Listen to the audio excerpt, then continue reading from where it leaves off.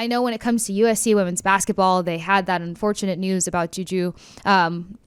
I hate that this happened for her, because Juju Watkins was just on such a tear, and she was such a staple in this USC team, not only just like for what they did defensively, them being one of the top defensive teams in women's basketball, but I mean the number of 30-point performances that she was just making look like cake was dumb. But kind of sticking with her for a minute as we get ready to preview this game, how much do you think her being in the lineup is just going to kind of, I don't know, ruin their chances at having the success that was anticipated for this USC team? Because I know I had them pretty high. This is why I have to print multiple papers for brackets, because it's my sanity that's hanging by a string when stuff like this happens. Yeah, it's brutal. I mean, the way they run their offense is Juju and get out of the way. And they have really capable bigs that can get offensive rebounds and get second chance points. So they still have that, right? Raya Marshall is one of my favorite players in college basketball. She's really you're going to have to put a lot of pressure on the bigs plates. You're going to have to muck things up against UConn. But UConn has shooters, and UConn can spread you out, and UConn can score. So if Paige Beckers has an off shooting night, I think there's a chance USC stays in the game. If she doesn't, which she hasn't in a very long time. 40 points in the Sweet 16. She's at the top of her game right now.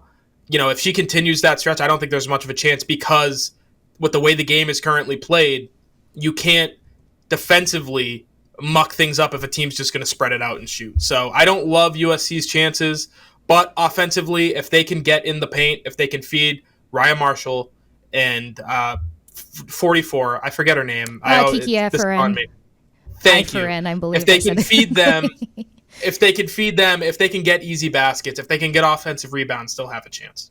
Yeah, and that's a good point. So I like that you point out Paige Beckers, if she can have a little bit lesser of an offensively destructive performance. Don't score 40, please. Right. Yeah. Calm it down just a smidge. But because of what UConn as well as Paige Beckers can do offensively, and just kind of how relentless they can be on the attack, Mike's biggest concern with Juju not being in the mix is not the fact that they're just going to completely flop defensively, because I think that she has such a balanced attack as well as defensive play to her game. But my fear is that they're going to get so stuck in just playing defense, because like you said, it's kind of Juju and everybody else. So like, you're one of the top defensive teams, but if you get stuck playing defense and you can't add to any points, we're looking at a margin here. I mean, I'm pretty sure USC are underdogs by like 14.5 points. I wasn't expecting that kind of margin when it came to USC in any sort of conversation, even with when Juju initially, her injury became relevant to everybody.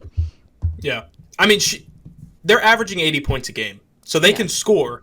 She's just at 25, and it's run through Juju. I don't know the depth of USC's guard play. I'm not going to act like I do, but if they can have somebody who can really just set others up, and she doesn't need to provide a scoring spark like Juju does, but if she can be that playmaker that Juju is, if they can find somebody like that, I think they'll have a chance, because they do score, right?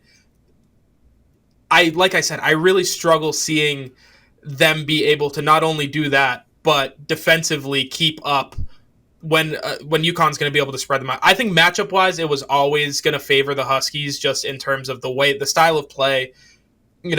Shooting is going to be such a big aspect of this game, and I think UConn's a better shooting team. Whether or not they're a better scoring team is a different question, but they're a better shooting team.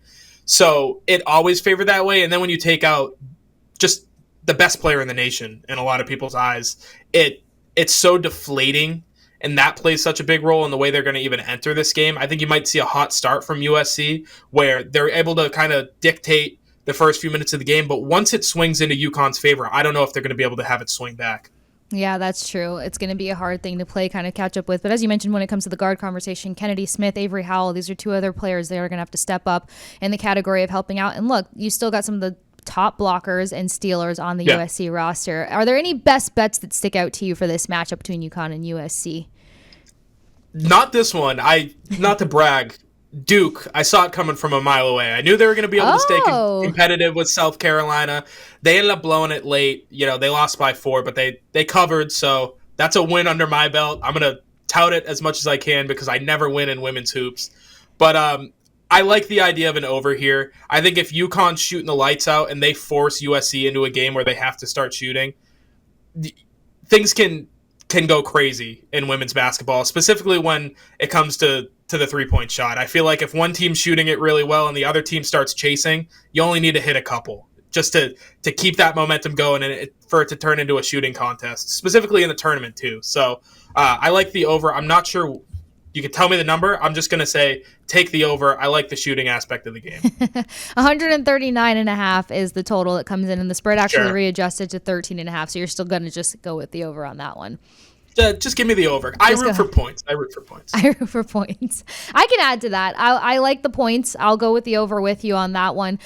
Spread feels a little steep on my personal opinion, but like, look, you got, again, some key defensive players still on USC's roster. Take a look at the rebound columns. When it comes to Kiki Ifren, if I'm saying her last name correctly, I apologize, Kiki girl. And then Kennedy Smith, kind of helping out in that point department. She should be sitting roughly at about a 17 average, picked up 19 the other night. So a couple names to still keep in the key rotation. And then again, with rebounds, you mentioned Ryan Marshall. Have her on your list as well, because I'm sure that'll come in slightly below 9, and 9 is kind of where she's sitting on that average.